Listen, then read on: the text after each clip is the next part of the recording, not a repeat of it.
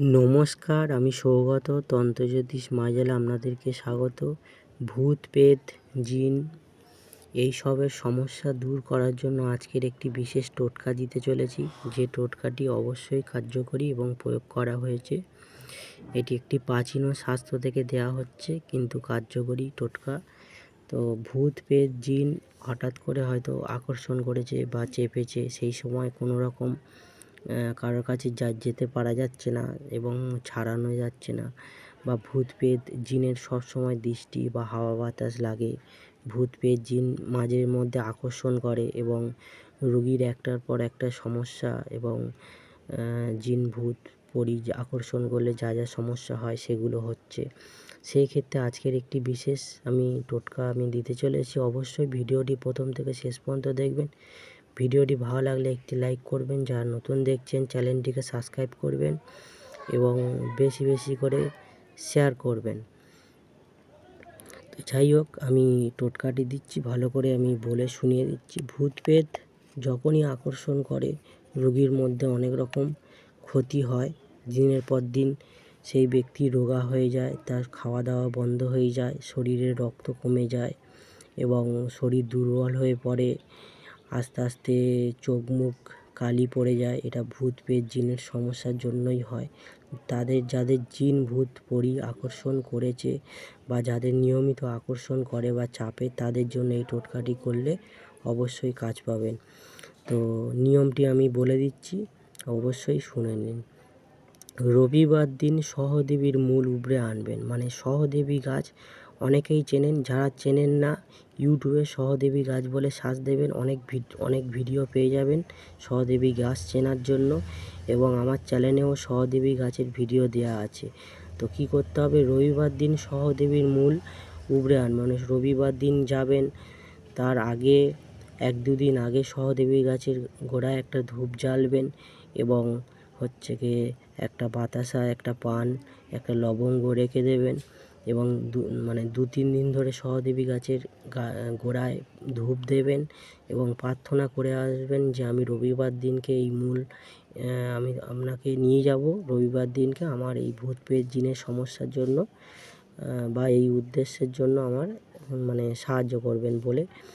এটা একটা বিশেষ নিয়ম, গাছকে নিমন্ত্রণ দিয়ে তোলার জন্য। তো এটি অবশ্যই তুলে রাখবেন এই নিয়মে, তাহলে যখনই কাজ করবেন এই মূল শুকিয়ে গেলেও কাজ করবে। তো রবিবার দিন সহদেবীর মূল উপড়ে আনবেন, সেটাকে কালো কাপড়ে টুকরোর ওপরে রাখবেন, কালো কাপড়ের টুকরোর ওপরে রাখবেন। তার সঙ্গে 8টি কালো মরিচ সবাই চেনেন, 8টি কালো মরিচ এবং 28টি তুলসী পাতা রেখে জড়িয়ে 20 পাক, এটাকে ভালো করে জড়িয়ে কালো এলো সুতো, কালো কাঠ দিয়ে বেঁধে, ধাগা তৈরি করে বা বেঁধে, তারপর সেটি পরের রবিবার প্রাতঃকালে বা ওটিকে কালো কাপড়ে ওগুলো একসাথে সব পেঁচিয়ে আপনারা রুগীর গলাতে বা হাতে যদি বেঁধে দেয়া যায়, পরিয়ে দেয়া যায়, তার ফলে সর্বপ্রকার ভূত প্রেত পালাবে। তো হঠাৎ করে ভূত প্রেত জিনের সমস্যা হচ্ছে, আপনারা আর্জেন্ট কাজ করার জন্য হঠাৎ ভূত প্রেত জিন আকর্ষণ করেছে বা অনেক দিন ধরে করছে।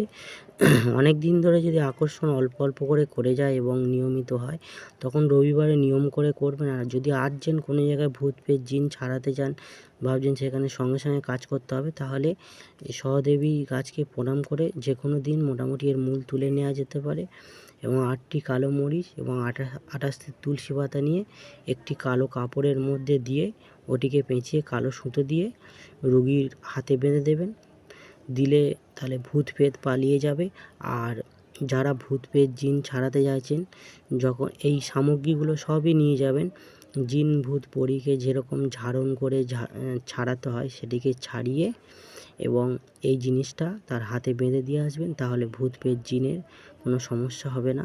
এছাড়া অনেক জিন ভূত পরীর জন্য অনেক কবচও তৈরি করার নিয়ম বলে দিয়েছি, সেই কবচ তৈরি করেও তাকে দিতে পারেন, তাহলে আর কোনো দিন ভূত প্রেত জিন তার আকর্ষণ করবে না।